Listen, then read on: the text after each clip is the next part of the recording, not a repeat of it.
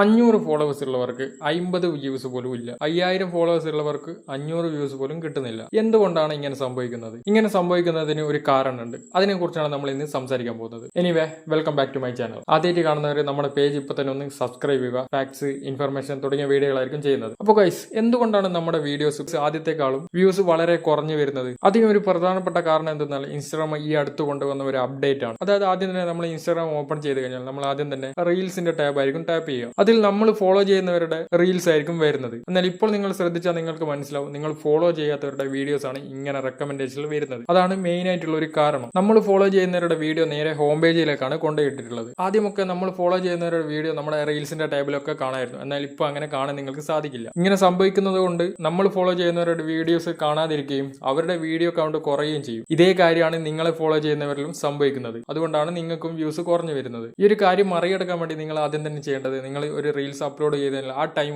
നിങ്ങൾ സ്റ്റോർ ഇടുക.